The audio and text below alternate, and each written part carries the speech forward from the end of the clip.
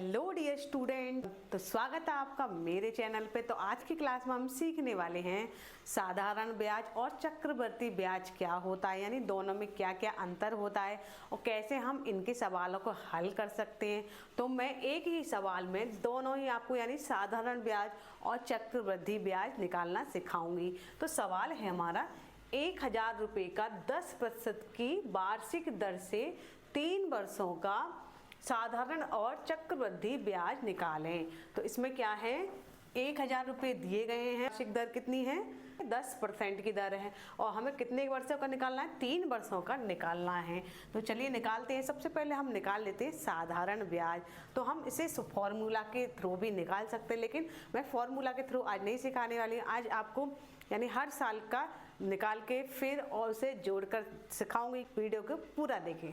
तो सबसे पहले कितना है, पहले वर्ष का हम निकाल लेते हैं। 1000 रुपये का 10% एक वर्ष का निकालेंगे, ठीक है। तो हमें निकालना है 1000 रुपये। मूलधन हमारा कितना है, 1000 रुपये। तो यहाँ लिखेंगे 1000 गुणा कितना है, 10, यानी एक वर्ष का कितना परसेंट निकालना है हमें, 10%। तो 10 लिख देंगे हम यहाँ पर, और जो ये परसेंट है इसको बट्टे में लिख देंगे यहाँ पे 100, ठीक है। फिर चलिए काटते हैं, 2 जीरो से 2 जीरो कट जाएगा। यहाँ पर कितने बचे, 10 धाम, इन दोनों को गुणा कर देंगे तो कितना हुआ, 10 दाई 100। कितना हुआ, 10 दाई 100। तो ये हो गया हमारे एक वर्ष का ब्याज, यानी 10,000 रुपये पर अगर 10% का ब्याज हम निकालेंगे तो कितना हुआ, एक साल का हो गया हमारा 100 रुपये। अब निकालते हैं दूसरे साल का। तो दूसरे साल का भी ऐसे ही निकालना है। जैसे 1000 रुपये, मूलधन कितना है हमारा, 1000 रुपये, ठीक है। फिर गुणा कितना परसेंट निकालना है हमें, 10% निकालना है, और बटे में लिख देंगे 100। फिर भी ऐसे चलिए फिर ऐसे काटते हैं, 2 जीरो से 2 जीरो कट गया। फिर 10 को कर देंगे 10 से गुणा, 10 दाई 100, कितना आया 100। तो ये आया दूसरे वर्ष का ब्याज। कितना आया, दूसरे वर्ष का ब्याज। आप चाहे ऐसे भी कर सकते हैं, लेकिन मैं आपको डिटेल में समझा रही हूँ, एक एक साल का निकाल कर दिखा रही हूँ, ताकि बेसिक से आप समझे कि साधारण ब्याज क्या होता है, चक्रवृद्धि ब्याज क्या होता है। तो चलिए तीसरे साल का भी ऐसे ही निकाल लेते हैं। मूलधन है हमारा 1000 रुपये गुणा 10% का हमें निकालना है बटे 100, ठीक है। यहीं पे ऐसे ही काट देंगे, 2 जीरो से 2 जीरो कट गया, 10 को 10 में गुणा कर देंगे, 10 दाई कितना हो गया 100, ठीक है। 100 हो गया, यानी एक एक वर्ष का जो हमारा ब्याज है वो कितना निकल के आया, 100 रुपये 100 रुपये 100 रुपये। तो चलिए 100 इसको हम टोटल कर लेते हैं, 100 प्लस 100 प्लस 100, ठीक है। बराबर किया कितना हुआ, बराबर हुआ 300। तो जो 1000 रुपये का 3 साल का जो ब्याज निकल के आया है वो कितना है हमारा, 300, ठीक है।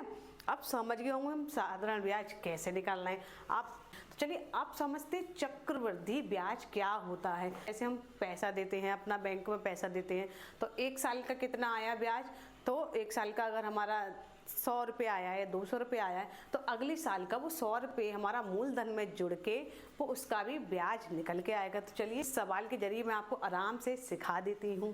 तो यहाँ पर हम निकालेंगे पहले वर्ष का ब्याज। तो पहले वर्ष का मूलधन कितना है हमारा, 1000 रुपये। कितना हो गया, 1000 रुपये गुणा कितना परसेंट निकालना है, 10%, ठीक है। बटे में लिख देंगे 100, ठीक है। फिर 2 जीरो से 2 जीरो कट गया, 10 को 10 में गुणा कर देंगे तो 10 धान 100, कितना आया 100। ये हो गया हमारे पहले वर्ष का आंसर, ठीक है। एक साल का यानी एक साल का साधारण ब्याज में भी 100 रुपये निकल के आया है और चक्रवृद्धि ब्याज में भी 100 रुपये निकल के आया है। तो यहाँ तक तो आप समझ गए होंगे कि एक पहली साल में सेम ही ब्याज आएगा। अब आगे का प्रोसेस आराम से समझना, अब आगे का प्रोसेस ध्यान से समझना। यहाँ पर ध्यान देने वाली बात है कि पहले वर्ष का कितना आया, 100 रुपये। अब हमें क्या करना है, इस जो हमारा जो मूलधन है उसमें हमें 100 को भी ऐड करना है, जो पहले वर्ष का ब्याज है उसको भी ऐड कर देना है। तो चलिए 1000 रुपये में हम प्लस करेंगे 100, ठीक है। तो कितना हो जाएगा हमारा, 1100 रुपये। कितना हो जाएगा, 1100, ठीक है। तो अब दूसरे वर्ष का निकालना है हमें। 100 रुपये जो हमारा ब्याज आया है वो हमारा मूलधन में जुड़ जाएगा, यानी मेन धन हो जाएगा। अब हम इन्वेस्ट 1000 रुपये नहीं कर रहे हैं, अब हम इन्वेस्ट कर रहे हैं 1100 रुपये, ठीक है।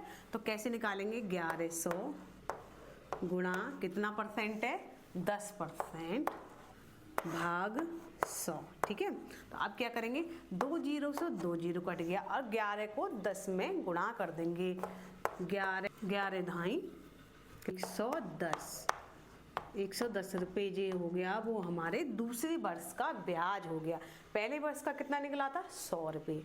फिर दूसरे वर्ष का क्या हो गया, 110 रुपये हमारा ब्याज आया। दूसरे वर्ष का कितना ब्याज निकल के आया, 110 रुपये ब्याज निकल के आया।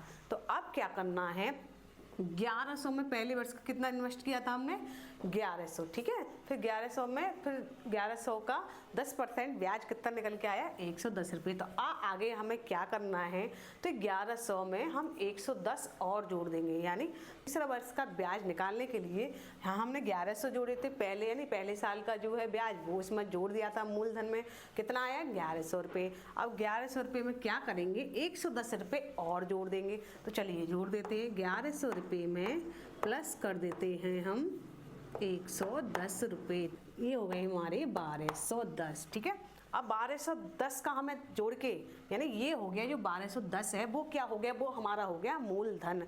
यानी हम दूसरे साल के बाद अगर इन्वेस्ट कर रहे हैं तो वो इतने रुपया में, यानी दोनों एक पहले दूसरे साल का ब्याज जोड़कर उसे वो हो गया हमारा मूलधन। अब हम इसमें तीसरे साल का जब निकालेंगे तो कितने में निकालेंगे, 1210 में। तो चलिए निकाल लेते हैं, 1210 गुणा कितने परसेंट निकालना है, 10%, 10 भाग 100। ठीक है, तो अब इसे काट लेते हैं।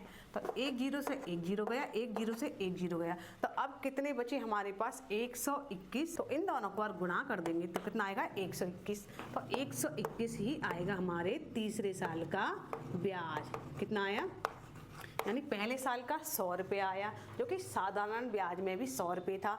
दूसरे साल में भी साधारण ब्याज में क्या है, दूसरे साल में भी 100 और तीसरे साल में भी 100 रुपये आए। लेकिन चक्रवृद्धि ब्याज में दूसरे साल का हमने क्या करा, जो पहले साल का ब्याज आया था वो मूलधन में जोड़ दिया था, उसका निकल के आया हमारा 110 रुपये ब्याज। फिर 110 रुपये को और हमने जोड़ दिया मूलधन में, कितना हो गया, 1210। तो 1210 को हमने गुणा कर दिया 10 से और भाग दिया 100 से, तो उसका तीसरे साल का जो ब्याज निकल कर आया वो हमारा आया 121 रुपये। ठीक है, चलिए आप जोड़ लेते हैं। साधारण ब्याज में 3 साल का ब्याज कितना हुआ और चक्रवृद्धि ब्याज में 3 साल का ब्याज कितना हुआ। पहले साल का कितना आया, 100 रुपये।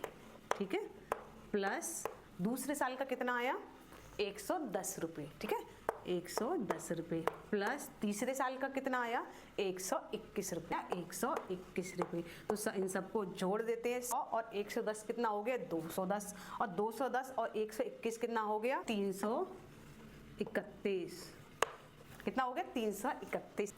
तो यही हो गया इसका आंसर। तो आई होप आप समझ गए होंगे कि साधारण ब्याज क्या होता है और चक्रवृद्धि ब्याज क्या होता है। आज की क्लास में आप बेसिक से अच्छे से समझ गए होंगे कि क्या होता है साधारण ब्याज और क्या होता है चक्रवृद्धि ब्याज। तो क्लास पसंद आई तो वीडियो को लाइक शेयर जरूर कर दीजिए। ऐसी इन्फॉर्मेटिव वीडियोस देखने के लिए मेरे पेज को फॉलो कर लीजिए।